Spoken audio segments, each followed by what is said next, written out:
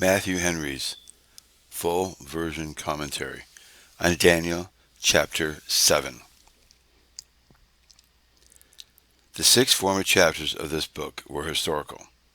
We now enter with fear and trembling upon the 6 latter, which are prophetical, wherein are many things dark and hard to be understood, which we dare not positively determine the sense of, and yet many things plain and profitable, which I trust God will enable us to make a good use of. In this chapter we have 1. Daniel's vision of the 4 beasts in verses 1 through 8. 2. His vision of God's throne of government and judgment, verses 9 through 14. 3. The interpretation of these visions given him by an angel that stood by, verses 15 through 28. Whether those visions look as far forward as the end of time, or whether they were to have a speedy accomplishment, is hard to say. Nor are the most juristic interpreters agreed concerning it.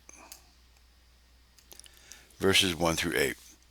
The date of this chapter places it before chapter 5, which was in the last year of Belteshazzar, and chapter 6, which was in the first year of Darius, when Daniel had those visions in the first year of Belteshazzar, when the captivity of the Jews in Babylon was drawing near a period. Belteshazzar name here is, in the original, spelled differently from what it used to be. Before it was Belshazzar, that's Belshe-Azar.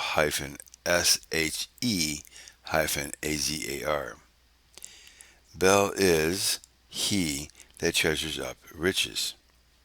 But this is Belshazzar, Bel-Eshe-Zar. Bel is on fire by the enemy. Bel was the god of the Chaldeans. He had prospered, but now to be consumed. We have in these verses Daniel's vision of the 4 monarchs that were oppressive to the Jews. Observe. Number 1. The circumstances of this vision. Daniel had interpreted Nebuchadnezzar's dream, and now he is himself honored with similar divine discoveries. Verse 1. He had visions of his head upon his bed, where he was asleep. So God sometimes reveals himself in his mind to the children of men, when deep sleep fell upon them. See Job chapter 33, verse 15. Reading from the King James Bible, Job 33, verses 14 through 17, quote, For God speaketh once, yea, twice, yet man perceiveth it not. In a dream, in a vision of the night, when deep sleep falleth upon men, in slumberings upon the bed, then he openeth the ears of men, and sealeth their instruction, that he may withdraw man from his purpose, and hide pride from his heart. Unquote. For when we are most retired from the world and taken off from the things of sense, we are most fit for communion with God. But when he was awake, he wrote the dream for his own use, lest he should forget it as a dream which passes away. And he told the sum of the matters to his brethren the Jews for their use, and gave it to them in writing, that it might be communicated to those at a distance and preserved for their children after them, who shall see these things accomplished. The Jews, misunderstanding some of the prophecies of Jeremiah and Ezekiel, flatter themselves with hopes that, after their return to their own land, they should enjoy a complete and uninterrupted tranquility, but that they might not so deceive themselves, and their calamities be made doubly grievous by the disappointment. God by this prophet lets them know that they shall have tribulation. Those promises of their prosperity were to be accomplished in the spiritual blessings of the kingdom of grace. As Christ had told his disciples, they must expect persecution, and the promises they depend upon will be accomplished in the eternal blessings of the kingdom of glory. Daniel both wrote these things and spoke them, to imitate that the church should be taught both by the Scriptures and by ministers preaching, both by the written word and by the word of mouth. And ministers in their preaching are to tell the sum of the matters that are written. Section 2. The vision itself, which foretells the revolutions of government in those nations which the Church of the Jews for the following ages was to be under the influence of. 1. He observed the four winds to strive upon the great sea, verse 2. They strove which should blow strongest, and at length blow alone. This represents the contest among princes for empires, and the shakings of the nations by these contests, to which those mighty monarchs which he was now to have a prospect of owned their rise. One wind from any point of the compass, if it blow hard, will cause a great commotion in the sea. But what a turmoil must needs be raised when the four winds strive for mastery. This is it which the kings of the nation are contending for in their wars, which are as noisy and violent as the battle of the winds. But how is the poor sea tossed and torn? How terrible are its concussions, and how violent its convulsions, while the winds are at strife, which shall have the sole power of troubling it. Note, this world is like a stormy, tempestuous sea, thanks to the proud, ambitious winds that vex it. Number 2. He saw four great beasts come up from the sea, from the troubled waters, in which aspiring minds love to fish. The monarchs and monarchies are represented by beasts, because too often it is by brutish rage and tyranny that they are raised and supported. These beasts were diverse one from another, verse 3, of different shapes, to denote the different genius and complexion of the nations in whose hands they were lodged. Number 1. The first beast was like a lion, verse 4. This was the Chaldean monarchy, that was fierce and strong, and made the kings absolute.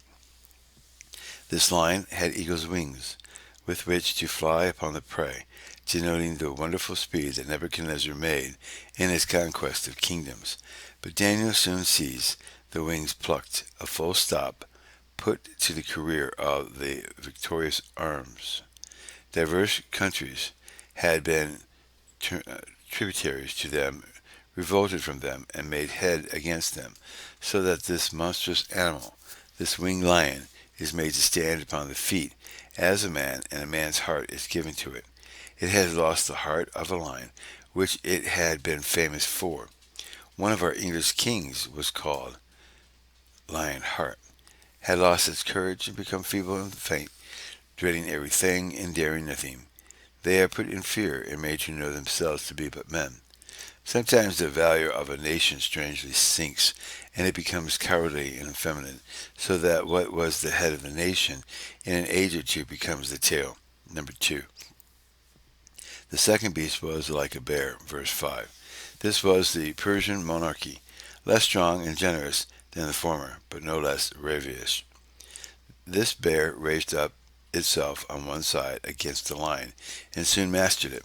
It raised up one dominion, so some read it, Persia and Media, which is Nebuchadnezzar's image, were the two arms in one breast, now set up a joint government. This bear had 3 ribs in the mouth of it between the teeth. The remains of those nations it had devoured, which were the marks of its ferociousness, and yet an indication that though it had devoured much, it could not devour all. Some ribs stuck in the teeth of it, which it could not conquer. Whereupon it was said to it, Arise, devour much flesh, let alone the bones, the ribs, that cannot be conquered, and set upon that which will be an easier prey. The princes will stir up both the kings and the people to push on their conquests and let nothing stand before them. No, conquests, unjustly made, are but like those of the beast of prey, and this much worse, that the beast preys not upon those of their own kind, as wicked and unreasonable men do. Number 3. The third beast was like a leopard, verse 6. This was the Grecian monarch, founded by Alexander the Great, active, crafty, and cruel, like a leopard. He had 4 wings of a fowl. The lion seems to have had but 2 wings, but the leopard had 4. For though Nebuchadnezzar made great dispatch in his conquests, Alexander made much greater. In 6 years' time, he gained the whole empire of Persia, a great part besides of Asia, made himself master of Syria, Egypt, India, and other nations. This beast had 4 heads. Upon Alexander's death, his conquests were divided among his 4 chief captains.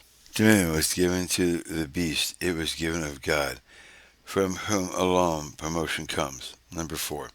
The fourth beast was more fierce and formidable and mischievous than any of them, unlike any of the other, nor is there any among the beasts of prey to which it might be compared. Verse 7. The learned are not agreed concerning this anonymous beast. Some make it to be Rome Empire, which, when it was in its glory, comprehended 10 kingdoms: Italy, France, Spain, Germany, Britain, Samarita, Panama, Asia, Greece, and Egypt. And then the little horn which rose by the fall of 3 of the other horns, verse 8, which make to be the Turkish Empire, which rose in the room of Asia, Greece, and Egypt. Others make this fourth beast to be the kingdom of Syria, the family of the capital Seleucidae,